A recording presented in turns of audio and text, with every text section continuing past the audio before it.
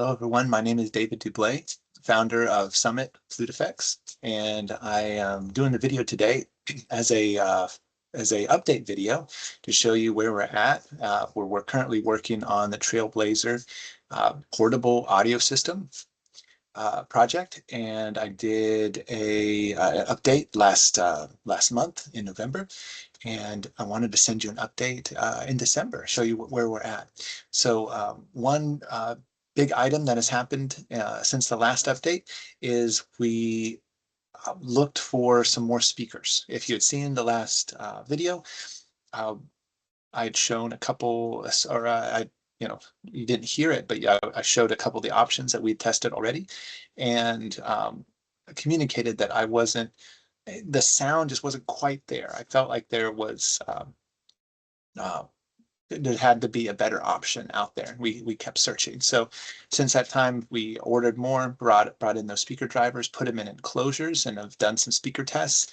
And I thought it would be fun to include you in a speaker test to show you kind of what's going on behind the scenes. You can hear the speakers next to each other. And I know, and people, I hear people say this, it's not the same through the microphone, right, than if you're in the room. But I did listen back to the audio, and you do hear some of those little nuances, which is what, for me, it's fun to hear and compare right next to each other, flipping back and forth. So happy to share that with you today. We'll be going over to the bench. Let's see, on that front, you'll see the first speaker on the workbench is an assembly of 4 different mini speakers that I was testing out, just seeing what the sound would be like if we used 4 smaller speakers to shoot sound in different directions versus just a single larger speaker. Uh, Concerns are like full spectrum of sound, not adding some kind of uh, losing some low end of the bass response or losing some high end.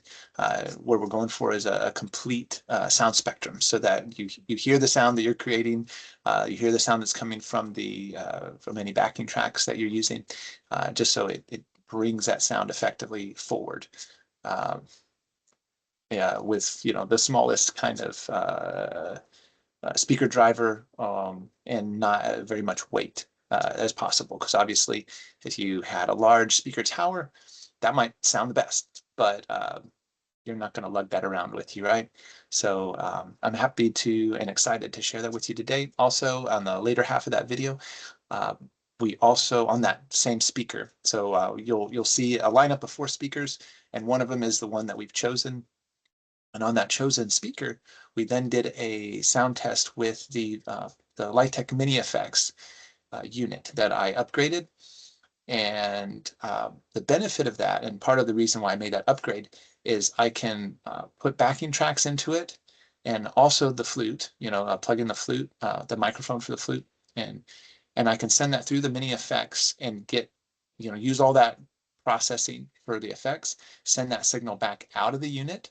And instead of sending it to the onboard speakers, I can send that signal around to a different amplifier and then have that power these new speaker drivers and see what that sound would sound like on these test speaker drivers. So before we even go to production, we're pushing the production forward. I want to make sure we have the right speaker that we're working with, because everything kind of a lot of things stem from there. The enclosure, it has to match up to the speaker chosen, and other factors, the weight, the size, and how components fit in the box. So it's kind of like a uh, building the blocks together, finalizing this part, then doing research and finalizing another part, and kind of building from there. So uh, you'll hear what the chosen speaker sounds like with the Mini Effects and backing track. So it gives a good facsimile of what it would sound like with a new speaker running effects. Um, and other than that, let's go ahead and head over to the workbench. You can experience what that's like here behind the scenes.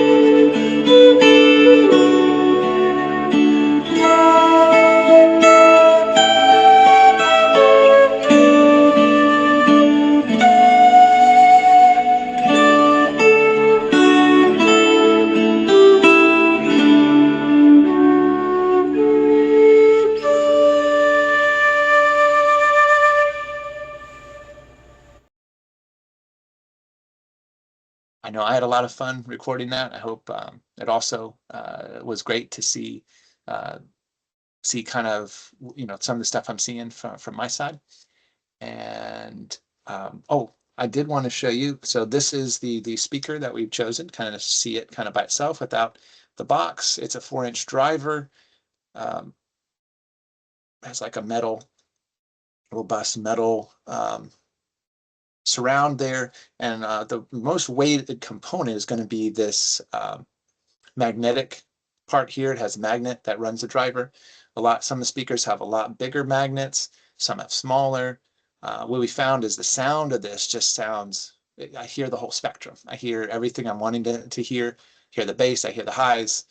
So it's not cutting out any frequencies, which is what we're going for. And it doesn't have a whole lot of weight, but it is a larger size. It can throw a lot of sound. So this is the one we're choosing to go with. I thought it would also be fun to show you. Let's share the screen here, kind of what's going on with the enclosure. So we reached out to the manufacturer for the speaker, and they sent us this 3D file of the speaker that we chose.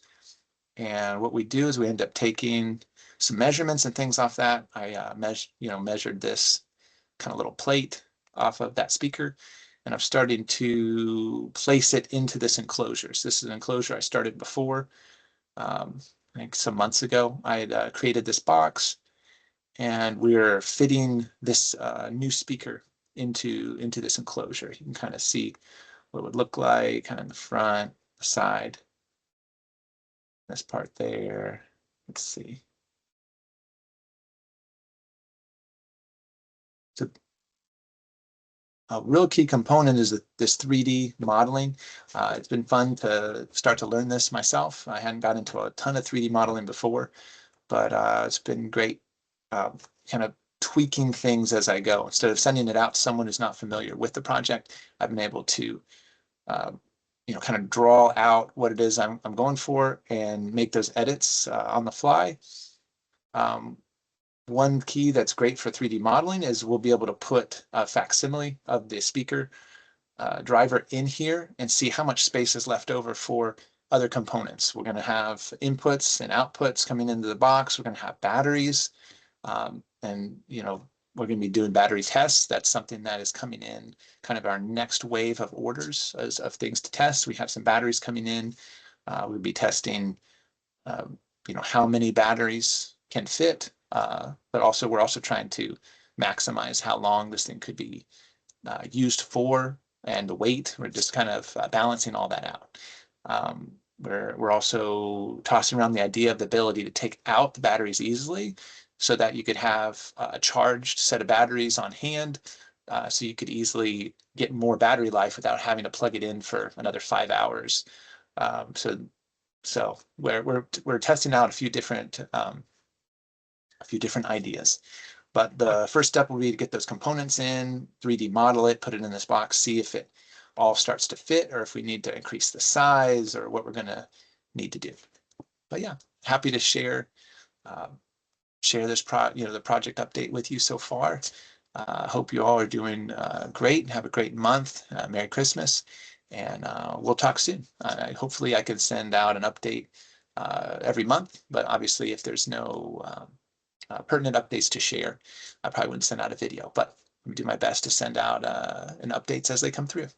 Have a great rest of your week, and we'll talk soon.